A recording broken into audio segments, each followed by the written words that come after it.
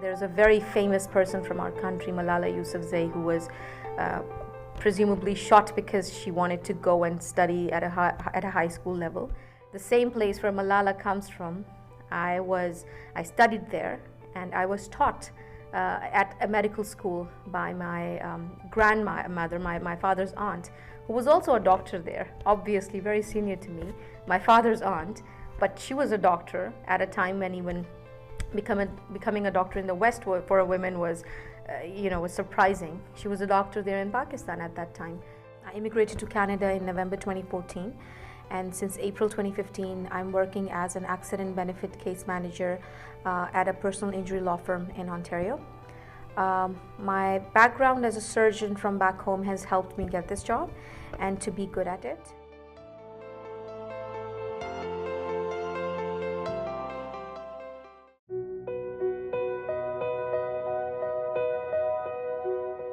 Most people have that sort of shock factor when they meet me because they just assume that, okay, I have like a diaper bag and maybe I'm with my stroller and my baby sometimes. They're like, you're doing your PhD, but you're married and you have a kid and you're wearing a hijab and you're a practicing Muslim. But on the other hand, I do value sort of being able to do the more like the traditional tasks that are just more traditionally women have done them. I love cooking a nice meal for like my husband and for my family. I like cleaning. I'm a clean freak, so I'll do the cleaning and cooking. I don't mind doing these things, but I have a lot of help from my husband as well. So I do hold those things as valuable and not stereotypical at all. But I feel like, yes, after the cooking and cleaning, you can then go and do your PhD as well. I became a doula primarily because there was a definite void in my community. I didn't know any other Muslim doulas, and I had a doula for my first birth with my eldest son, and she was so awesome. She was like highly spiritual, and oftentimes doulas are like yogis, or they're very open-minded, like peace-loving people typically. So my doula was so open. She was so open-minded and so respectful and so accommodating. So she would tell me things like, okay, like it's time for your prayer now. And that was something we had discussed prenatally. And she knew that it was really important for me to have that be a part of my birth.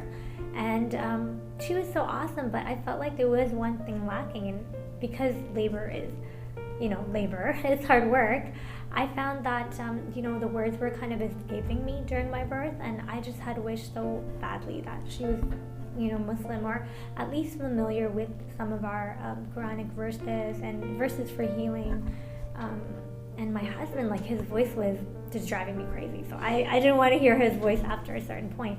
But having that woman-to-woman care, someone who understood my shyness when it came to modesty, and someone who understood like what type of prayers were important to me, and someone who understood how to deal with my mom and my mother-in-law wanting to come into the room. And so somehow I thought, we really need this in the community, and there's a huge void. And like I said earlier, like, you have to be the change you want to see. My hijab is definitely part of my identity. It does not limit me in any way. It's part of my identity. It's not the only thing about me, but I am proud to wear it. And I do want people to see that about me, that I am wearing a hijab. So there are certain things that you can't say to me. You can't come too close to me, for the opposite gender especially.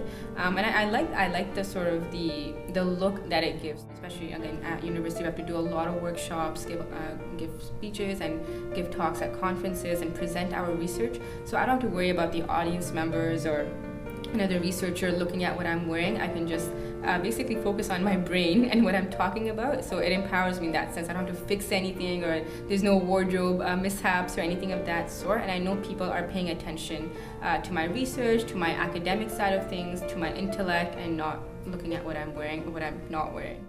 To me, hijab is not just protecting you from people seeing you like that, but it also helps me identify as a woman.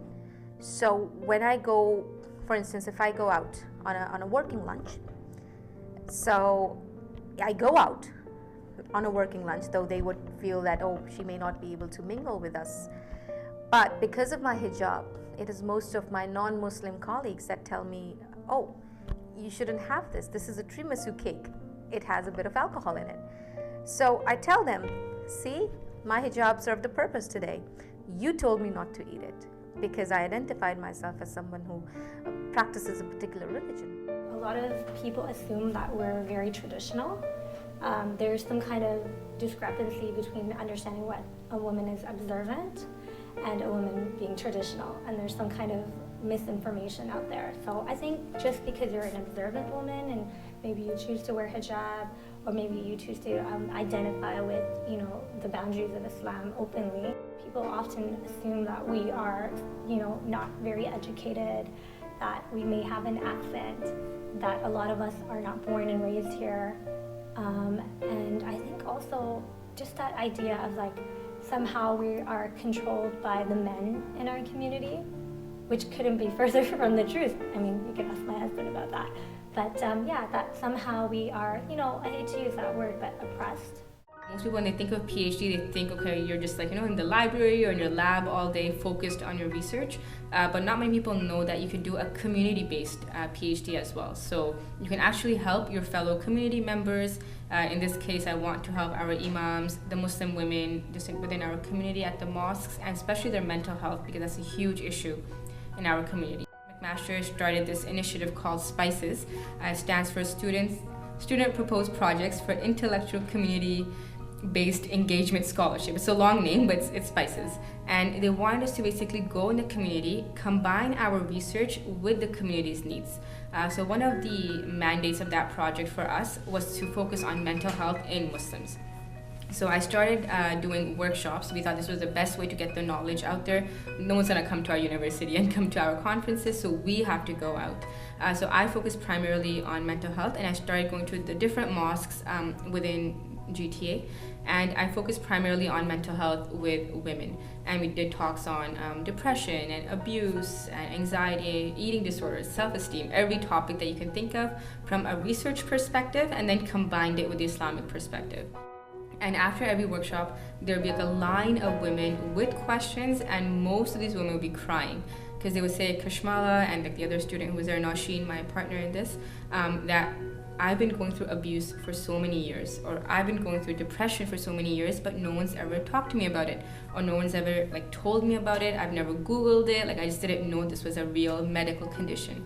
So the amount of women that would just come up and just start crying, and we would do counseling sessions on the spot after the workshop, just to let them know this is a medical condition, it's something that's real, you're not going crazy, nothing like that. So it was a starting point for a conversation. So here's the deal. We live in North America. There's a lot of Islamophobia.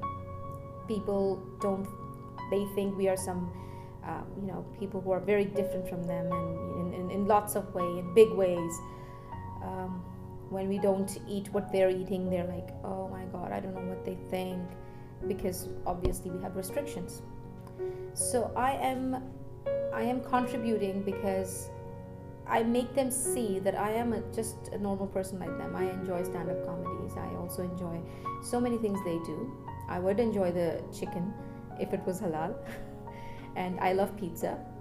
And so they see me as this person who is a Muslim, but it's just like them in major ways, in the basic humanity, in honesty, in truthfulness, in integrity, in following discipline, in her work, in her ambitions. She's hurt by the same things we are hurt. So I think Canada has a lot of hope, a lot of potential because of its diversity. Justin Trudeau once said, and people didn't take it well, but what he was saying, if you understand it, he said that Canada is a country that does not have a national identity. People said it was wrong, that we did, but I think what he was trying to say is that we cannot stereotype a Canadian. Is he white? Is he not white? Does he have black hair, brown hair? Is he blonde? We cannot, and we cannot stereotype it with a certain religion because of the diversity. We are beyond the veil. Hijab is not the only thing that we have, and it will surprise you what we can do if given a chance.